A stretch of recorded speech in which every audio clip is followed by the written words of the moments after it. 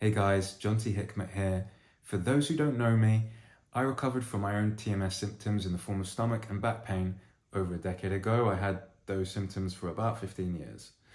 And since I recovered about a decade ago, I've helped hundreds of other people also get relief from their TMS. And in today's video, I wanted to speak about how significant our feelings towards our TMS actually is. So, often people will come to me with migraines, with fatigue, with back pain, pelvic pain, stomach pain, all types of disharmony in the mind or body. And I'll ask them, how do you feel towards these symptoms? And it's always the same answer. They feel afraid, or they feel frustrated, or they feel sad, one of these types of emotions.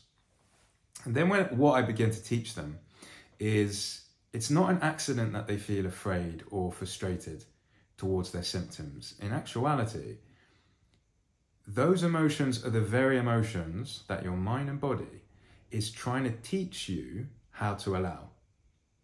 So let me really explain what I mean by this. I'll use me as an example. Back when I had stomach pain, I'd feel very afraid and frustrated towards it. And what was actually going on internally, little did I know for a long time, was the mind and body had made a pact. It decided, John T is doing everything he can to not let himself allow the presence of fear and frustration. Whenever he feels frustrated, he pushes that aside and says, no, I can't feel frustrated. I need people to like me. Or whenever he feels afraid, he goes, no, I can't feel afraid. I need to be confident for other people so I look perfect, whatever it is. So the mind and body decides, hey, he's not letting himself feel these emotions. He's not really letting himself allow these emotions. We need to do something. We need to teach him how to allow these emotions. So we're going to purposely give him stomach pain. We're going to purposely give him back pain because we know it's going to make him have to feel fear.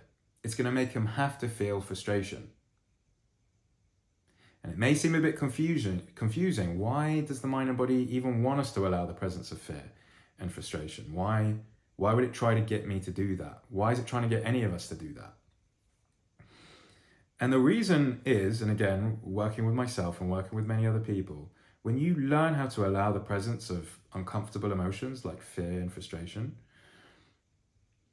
it creates an internal spaciousness for us. It's what truly relaxes the nervous system, is allowing ourselves to just feel anything that's arising for us. So the mind and body has a vested interest in really getting us to feel every emotion, not just the happy ones, also the fear, the frustration, the shame, the disappointment, sexual perversion, all the nasty ones. So if we're burying those emotions, the mind and body doesn't like it. It says, hey, you need to learn how to feel these emotions because it's for your benefit. So we're purposely, this is the mind and body speaking, we're purposely going to give you pain to teach you how to feel these emotions. So back to me, I had stomach pain. The mind and body purposely created that stomach pain to get me to learn how to allow the presence of fear and frustration. And you may be watching this going, okay, John T, I feel afraid. I feel frustrated towards my symptoms. I'm feeling those emotions. Why is the pain not going away? I'm feeling the emotion. I'm doing what the pain is asking me to do. I'm feeling the emotion. Surely the pain should go away. And here's the very important nuance. Noticing the emotion and feeling it is different from actually allowing it to be here. So the noticing of the emotion and feeling the emotion, that's just the acknowledgement stage. Okay, I'm noticing the fact that I'm afraid.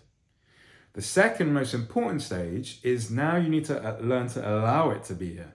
You need to learn to just allow yourself to feel afraid, allow yourself to feel frustrated.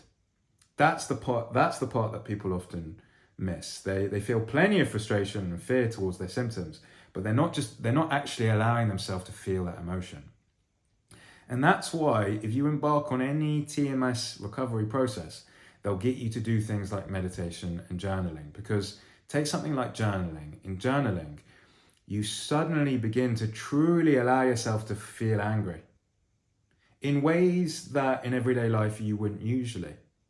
Because in everyday life, we don't scream and shout at people. I mean, for the most part. Maybe watching this you do a bit, but we don't fully let ourselves feel frustrated at people. We want to be liked. We want people to think we're nice. We don't really let ourselves feel fear. We want to be adults and appear confident. And then your nervous system goes, okay, Jonty's not letting himself feel these emotions. We're going to give him pain so he can learn to allow these emotions. And then the process for me, teaching my nervous system, okay, I get the point, I'm going to start to learn to allow these emotions, is doing something like journaling. You open your journal, you start to write all the things you're frustrated at, whether it's a loved one or something at work, whatever it is. You begin to truly allow yourself to feel an emotion that you otherwise would bury, would push aside. It's the same with something like meditation. People often think meditation is just about relaxation. This is a misconception. Certainly in the TMS process, we meditate because it teaches us to acknowledge an emotion and to learn how to allow it to be here. This isn't comfortable. The meditation is not meant to be comfortable. It's meant to be a practice of learning how to get comfortable being uncomfortable. So in a typical session I have with someone, I'll be guiding a meditation and I'll ask them to notice how they're feeling. And let's say they notice fear.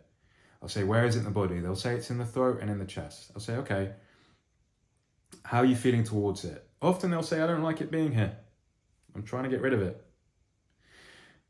Then what we do is we begin to teach their resistance, the resistance to the fear, that we understand why it's here, but let's see what happens if we just let ourselves feel the fear in the chest. Let's see what happens if we let ourselves feel the fear in the throat.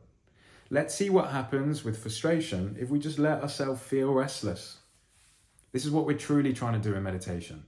And we'll often notice that the emotion will intensify, it may even take over the body, it may feel completely uncomfortable, but still we stay with it.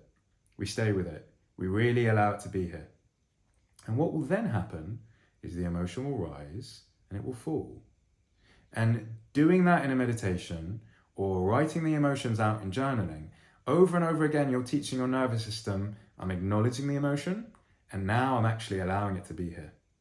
And once you start to prove that to the mind and body, I'm allowing this emotion to be here, that's when symptoms begin to pass. That's when the mind and body begins to say, Jonty gets it now. Jonty gets that the only reason we gave him stomach pain was to teach him that he needs to allow the presence of his fear and frustration. And now he's doing it. He's meditating, he's journaling, he's actually letting himself feel fear. He's no longer afraid of the fear. He's no longer afraid of the frustration. So now that he's allowing these emotions to be here, we no longer have to give him stomach pain. He's doing what we need him to do. And when you get to that stage where you're learning how to acknowledge emotions and allow them to be here, and you notice symptoms will pass, you'll also notice that other things in your life can also begin to align better when you really allow the presence of emotions. Everyday life doesn't always give us the opportunity to do this. You know, we try our best to be civil for each other. We try our best to be nice to one another and to make sure people like us.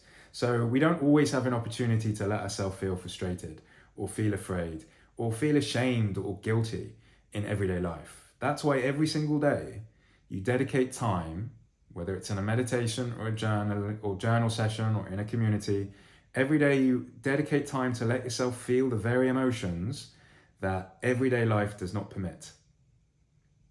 So that's how I got recovery from TMS. That's how anyone I've ever worked with has gotten recovery from TMS. They realize that the way that they feel towards their symptoms are the very emotions they need to learn how to allow. Not just acknowledge, but allow. That's my video. Thanks for watching. If you have any questions about this, write in the comments below. I'll be happy to answer. Otherwise, thank you for watching.